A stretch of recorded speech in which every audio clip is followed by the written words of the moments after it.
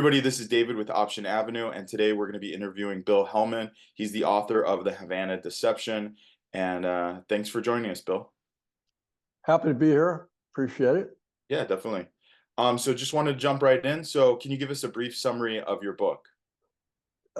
Yeah, Havana Deception is ultimately it's just a revenge plot. But the protagonist is a young girl who becomes a Navy pilot.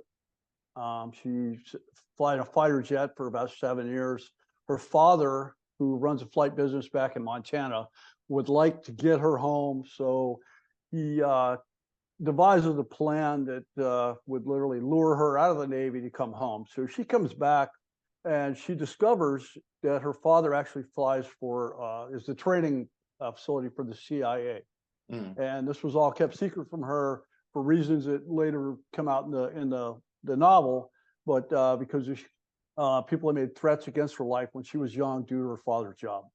She now comes back, she finds out her dad flies for the CIA, gets over that. She dives into it. She does some training. She flies off to Alaska where some of the training takes place, down to Arizona for some firearms training, and then off to Afghanistan. Now, one of the things in this girl's life, she was in college and had kind of the love of her life who had vanished. And it left her wounded, I would say, as she went off to the Navy, kind of has some relationship issues based on that. She gets to Afghanistan and she finds out that it's a really administrative flying. They, if you think Air America, if you remember that old movie with Mel Gibson, where they're delivering stuff. That's what they do. These camps are outposts and are out there, and they fly out and they deliver packages or whatever. So in the course of that, she has to pick up a man that's undercover out basically with terrorists out in Afghanistan. They wind up picking him up, and at the time she doesn't know, but this is her long lost love from college, who also went off and went into the CIA and did various things. They come together, and now it's decided that the man that runs these two in Afghanistan realizes they're both in a very dangerous position. They wind up getting in a firefight and a plane crash, which is very important to the plot. So he decides, talking to the girl's father, they're all friends, they're going to send them off away to investigate a Vietnam era plane crash. And what happened was during Vietnam, a tactical nuclear weapon, which is about the size of a microwave, was put on an aircraft and crashed in the Philippine Sea. Lost for all time, gone. A typhoon comes in, washes it up. There's rumors that this aircraft frame has been washed into shallow water. The nuclear weapon's there. The bad guy, who we never really meet, but he's in Japan. As a young boy, he witnessed a nuclear explosion in Nagasaki. He grows up, so 80 years, he grows up with his family, dad, etc. He hears about this. He's very wealthy now. With his connections, he gets people to come there. They get this weapon and they disappear with it. So our heroes, they fly in and they're just behind everyone. So they realize they go diving, they find the aircraft, they confirm, they can see the weapon obviously was there. And they find out that now this aircraft has the weapon, has gone off to Havana, Cuba. Their job should end there, but because of our hero, Rawley West, who's our protagonist, she's very insistent that they follow the lead, which they do. They get to Havana, Cuba. They meet other people there that are trying to convince them that there's really no story here. There's nothing going on. It should just go away. The weapon ends up on a sailboat. There's a sailboat race, again, Havana, very integral to the plot. This sailboat takes the weapon to Key West, where Raleigh and her long lost love get there, and they finally discover the link to the Japanese link, and it's in Key West. There's a place called Little White House, Harry Truman's Little White House. Harry Truman dropped the bombs, and his family is coming. His entire surviving family is coming to Key West for a reunion. And the plan is to take this found tactical nuke into the little White House, expose the Truman family, and that's it. Well, that's the thing. Now, throughout the entire novel, the real underlying thing is that Rawley West is a woman flying aircraft in the Navy, fighter jets, everything she does. She's been really in a man's world, and she's constantly reminded that, hey, you're just a girl, you're just a pilot. And the thing is, she's extremely skilled. She learned a tremendous amount of things growing up from her mother, who's a Blackfeet Indian. Her mother's very important to the story. Her father's a fighter pilot. Her father had her flying from a young age. So throughout the story, even though people are constantly kind of pushing her to the side, she constantly excels and shows that she's up to the task. When they get to the little White House, once again, her former boyfriend demands that she stay back because he's been trained for this type of thing. He goes into the White House, there's gunfire. She can't stand it. She goes in, finds him incapacitated, and then takes over from there, solves the problem, and then literally just due to circumstances kind of vanishes. The plot, it kind of, in a little bit, if you watched there was a Jason Bourne movie, I can't remember which the last one, but with Jeremy Renner and Rachel Wise, and it's kind of the same thing where Jeremy Renner is really the guy. He's the secret agent. He's the one that has all the skills. But he becomes really incapacitated. Rachel Wise, her character, steps up and she solves everything, saves the day. It's kind of that type of thing. Okay. And that's really what it's going for. Gotcha. Cool. All right. Well, thanks for that. Yeah. And then what inspired you to write this story? You know, a lot of it comes from my wife. So my wife is a former Navy fighter pilot. She came into the Navy in the 1980s. She was flying a fighter jet at that time, but women were not allowed to be in squadrons. They couldn't fly. They could go out and do everything with the men. But at the end of the day, when it's time, the men would go into squadrons and deploy, and the women would stay back and give administrative jobs. Additionally, it's really kind of incredulous, but here she is. She's a very capable woman. She's a rugby player, super fit. Her father, a famous World War II Navy fighter pilot, and Breck Shampoo, if you ever remember what that was, paid the Navy $1 million. They're a shampoo company. Paid the Navy $1 million for my wife to fly to air shows in a fighter jet, take off her helmet, shake her big hair, and sign autograph. Oh yeah. So my wife grew up in this, right? Yeah. And so during the Top Gun era. Yeah, and just before that actually. Oh, before. And so yeah, and so when I wrote in my mind, the story's working in my brain, and of course I told my wife, and I said, hey, yeah, so it's a revenge plot, and this former Navy SEAL, and she's like, no, man, another story with a freaking dude, Yeah, it's got to be a woman. So she told me this character, Rawley. She says, hey, I have this idea. So I'm on the road. I was on a trip, and I had time in my hands. I thought, you know what, I'm just going to write the story. Yeah. So I did. I got about 50,000 words into what would have been maybe 110,000 words, and realized that I'm a guy writing this woman's voice. I think I tell you, that's quite difficult. So yeah. I came home, gave it all to my wife. I said, hey, what do we got to do? So she really filled in all the gaps, with everything. I wrote every word, but character development story. So that's really it.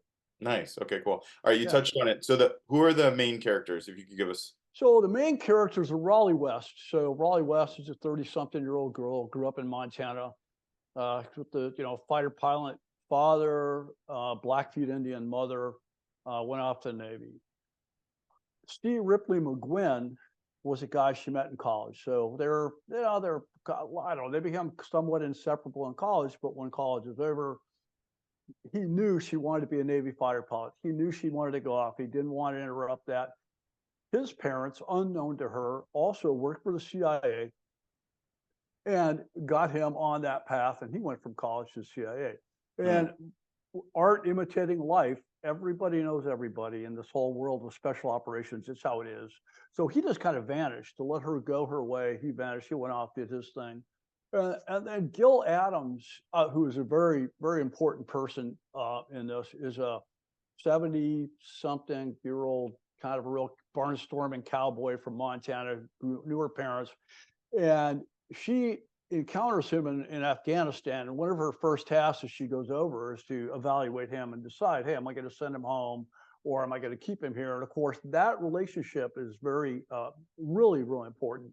And it manifests itself later when Gil there's an airplane crash and Raleigh and McGuinn come under fire, and in comes Gil Adams from the air, flying the gunship and saves them. So those are really the three main characters.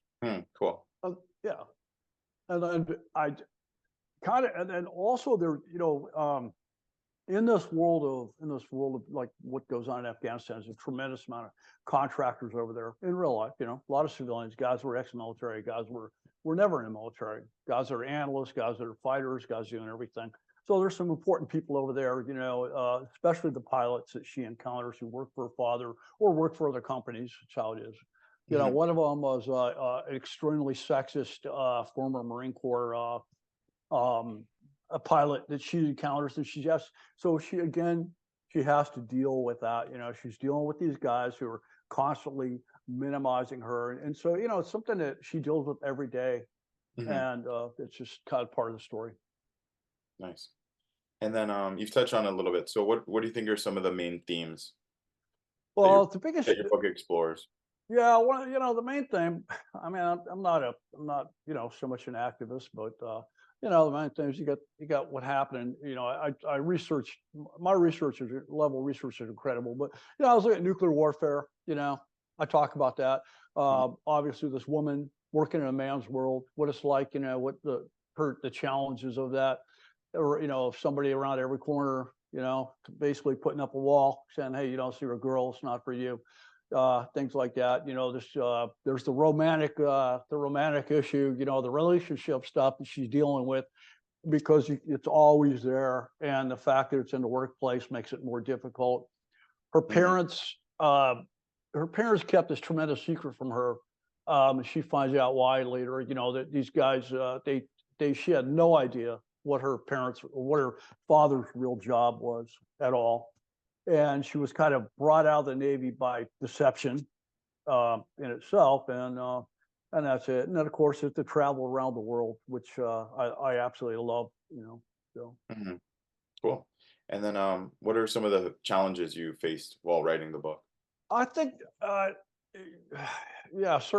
certainly writing dialogue, because I've written a lot. I wrote a monthly article for a local fishing magazine. I've written several articles that have been published on everything from political op-eds to boating, sailing, etc. But writing dialogue, and especially the girl's voice, was extremely difficult.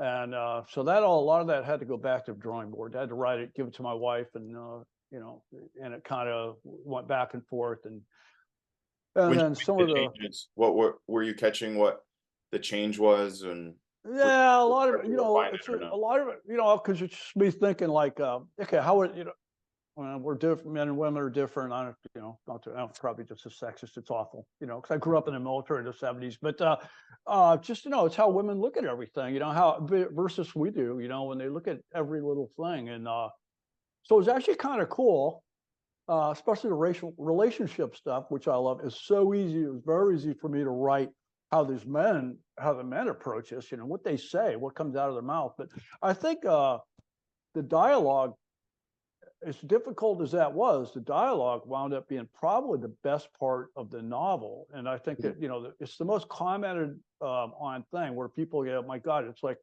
they're reading the novel. It's like literally watching a movie. They can, everything, it's the visuals, the visuals in the dialogues. It's incredible, I must say. Cool. All right. That's great. Yeah. And then just in this genre, what do you think sets your book apart? You think it's the dialogue, or what exactly? Well, I think the biggest thing is the girl. I think that again, it's like my wife said, there's so many, every time you turn on the TV, you got the guy saving the day. James Bond's guy saves the day, Right. Air America, all men, no women flying those airplanes, and I think that definitely, as far as the story goes, is great. You have this woman who is the hero, and it's all believable. Like she's like she's the freaking everything in action, man. She's shooting weapons, she's flying airplanes. I didn't get into anything where where she's like beating up big men or nothing, none of that, nothing silly. I kept it believable, although Yeah. it was, so that, and then from the novel itself, I read, just not to get too far off the track here, but the movie Unforgiven.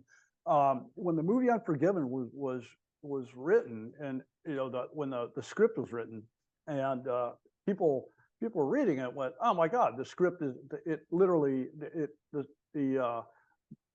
wrote itself. It was completely done. Everyone read it." And this is a novel where kind of like where the script is in the book, all Hmm. the dialogue. So I think someone, someone that knows really how to write this out and get all the dialogue and everything. I mean, they could knock it out in short order, and the dialogue it's believable, and it's very, very. I've got to say, I think it's very well written. Yeah.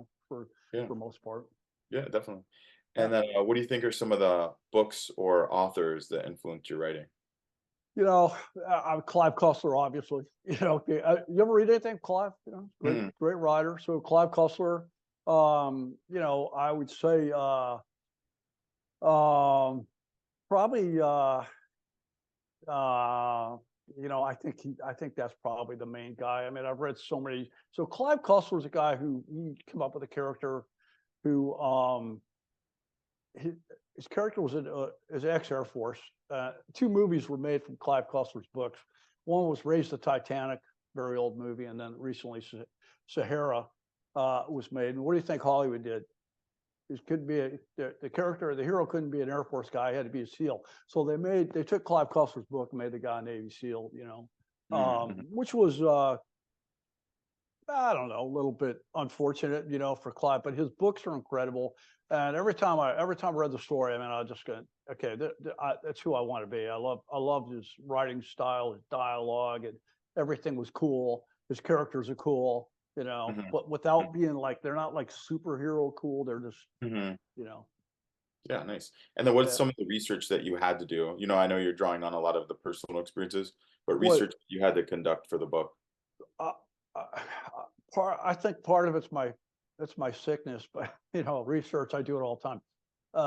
Just for I do a lot of digging, but I looked into especially airplane characteristics, airplane performance, which is probably way too much in a novel. You should probably skip that. But a lot of that, the how many nuclear weapons America's lost over the world, never recovered. It's all true. They're out there.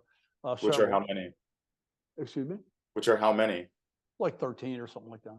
Wow. It's amazing.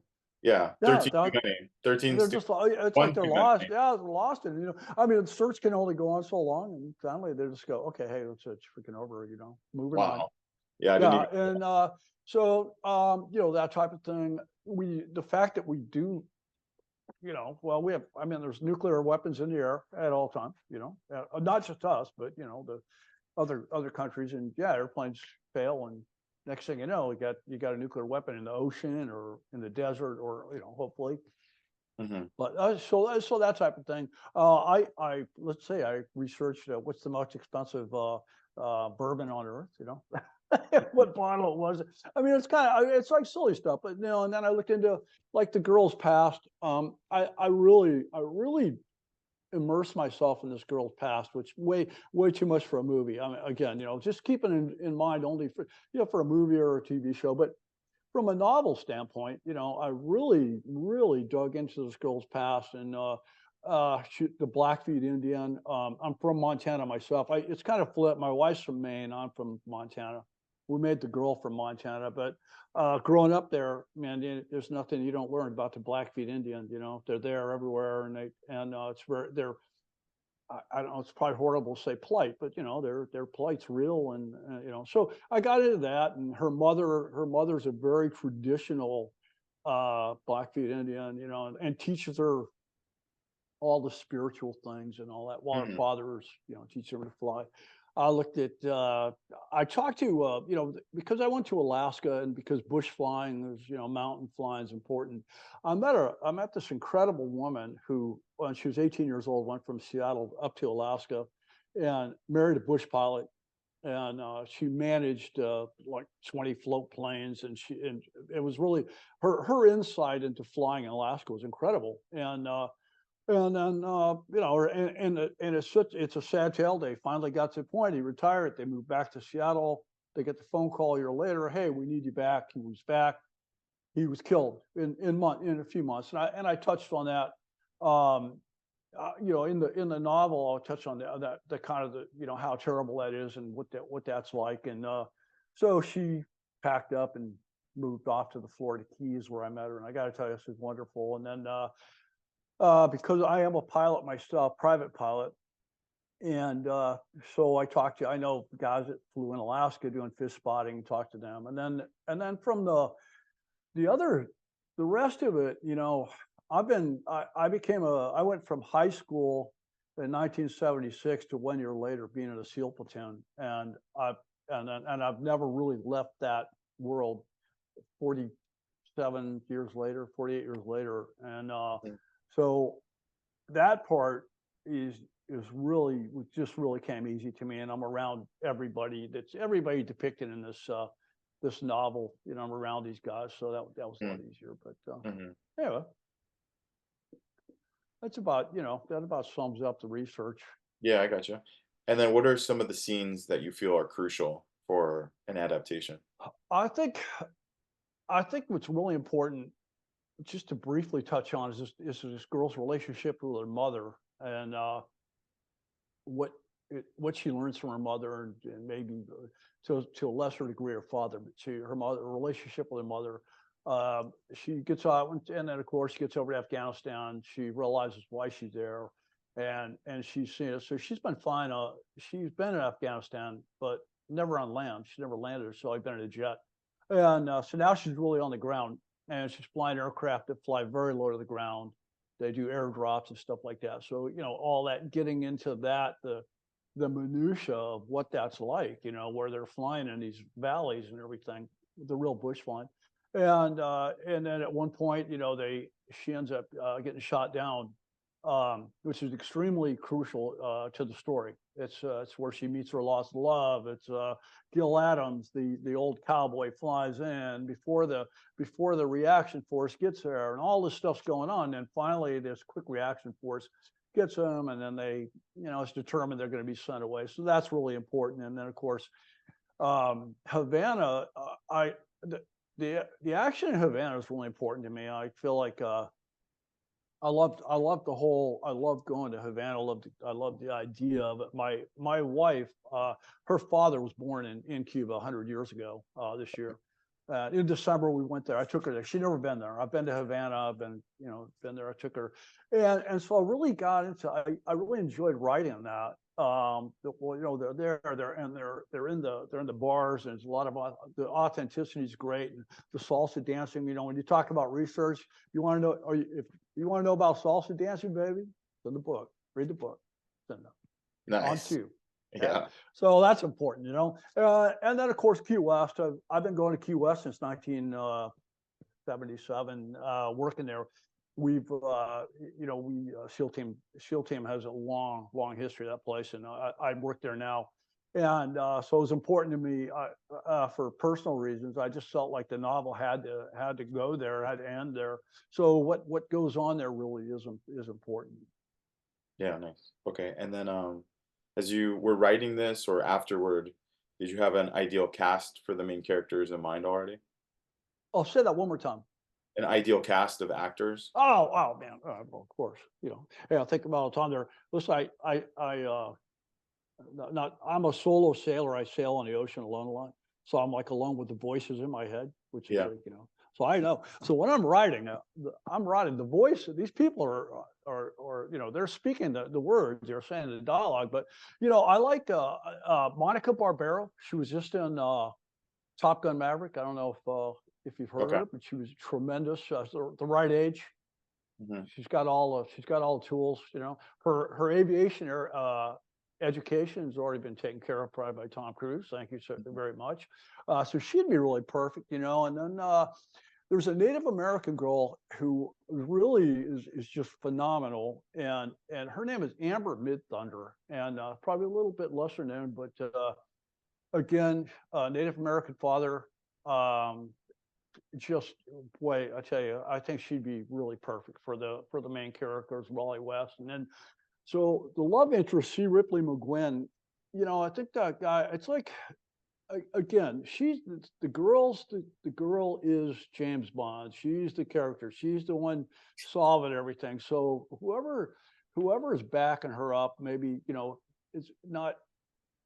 We don't, they're not the star, but Miles Teller also in Top Gun Maverick. Great. That guy's like really, I think he's really, really good in that. He's believable in that role. Right. Michael B. Jordan.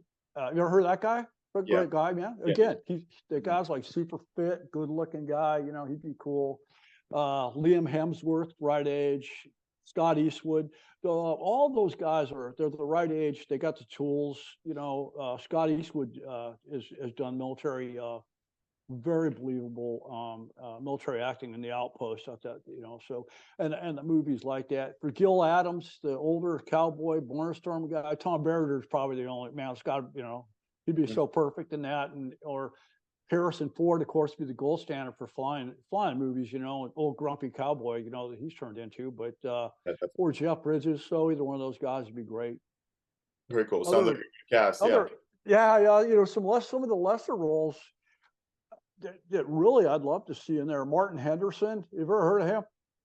I don't think so. Yeah, Martin Henderson's a guy. He's been in a lot of TV shows, but he's in a couple of movies. He was in a Tony Bill movie called Flyboys back in 06, but he has perfected the absolute brooding loner type, which is so prevalent in these contractors. These guys they had a life. They're probably divorced. I mean, a lot. I'm thinking, channeling all my friends. They're over there. Yeah, definitely. They're divorced. They go, boy, yeah. Martin Henderson would be great. David Meadows, a former SEAL friend of mine, trying to make his way in Hollywood. There's definitely a role for David Meadows. Nice, good plug. Keith Flippin, my Meisner instructor. It's got to be a role for Keith Flippin. I don't know, right? But I think that the biggest thing I think is these three in a movie. There's so many roles that are kind of secondary to the whole story, but it's really the girl, Rawley West, C. Ripley McGuinn, and Gil Adams. So they really are the story. I think that's the best interaction. And then the mother, the girl, Rawley West's mother. There is a woman. She's probably been doing more producing lately, but her name is Jane Myers, and she's a Native American, Comanche and Blackfeet. And I've watched a lot of stuff on that Jane Myers has done, and she totally embodies this girl's mother. She knows everything about American Indian history and everything. It's really and it's very important to her to incorporate that into what the work that she does. So I really like her as the mother. Very cool. Okay, cool. Yeah. And then how do you what do you hope the readers and viewers walk away with? Like, what kind of impact? I think the impact really is that girls get it done. I think just like my novel, I think a lot of my friends have given the novel to their younger daughters. It's appropriate. When I wrote the story, I thought about like the Indiana Jones movies a lot. There's no profanity and no sex in the Indiana Jones movies. And obviously they're very successful. And I was thinking of my mother reading the book, and I think that when they read the story, or watch this, when they watch the movie, I think what I want them to realize is that, hey, women are extremely capable in these formerly, what you might think are male roles, but yeah, girls get the job done. That's it. Yeah, cool. Well, my next question was how would it connect with contemporary audiences? So it's kind of what you're answering. Yeah, it really, I think it does. And the feedback I get from young people is really Mhm. tremendous. And again, I mean, it's not lost on me. I'm 66 years old. My wife is 64. My wife's still flying. My wife flies for Amazon, flies cargo for the government. In Oh, fact, wow. she's on her way back from Singapore right now.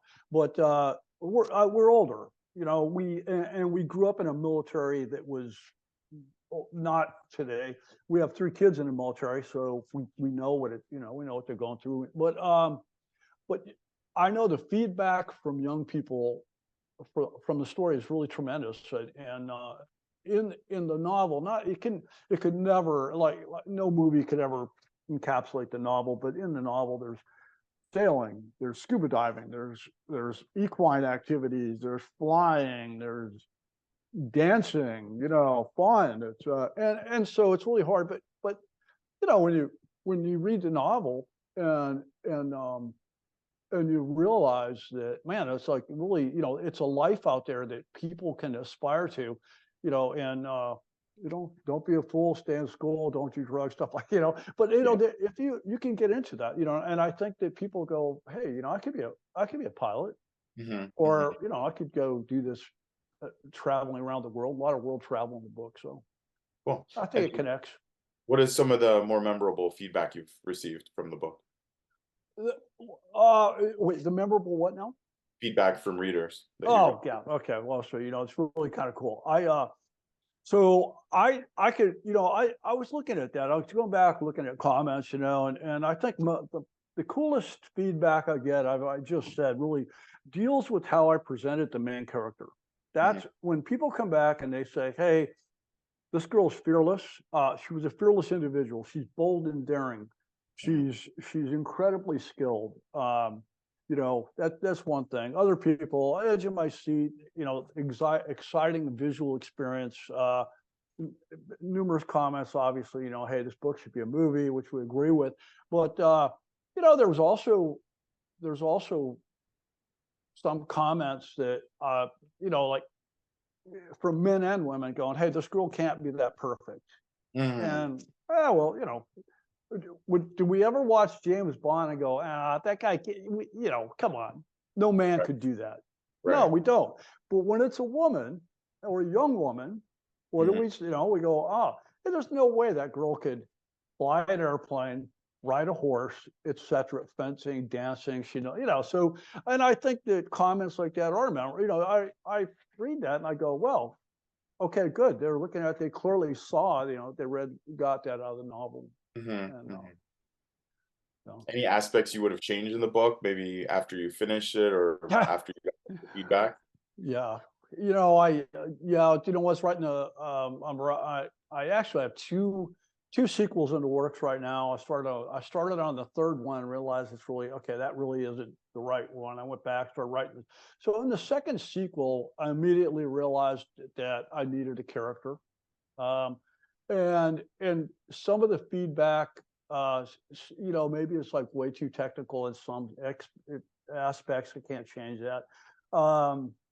Some of the, I did go back. I added, I think, 3 chapters in Havana to kind of amplify something that was important that went on there, and I felt like, and I did that. And so if I could, I don't know, it's cool. It's So indie you think published, so I could make it anything I want.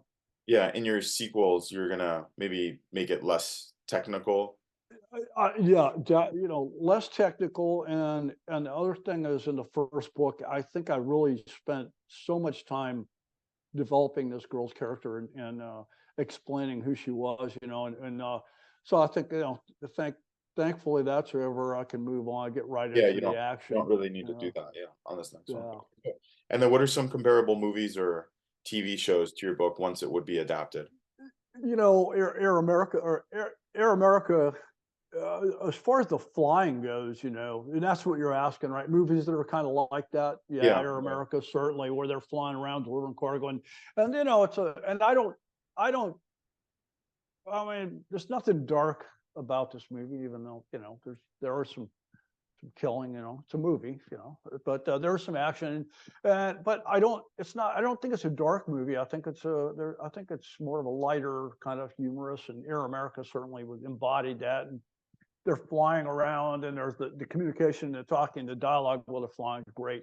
And then the again, what was the other last one? I think of that name, that Born Legacy.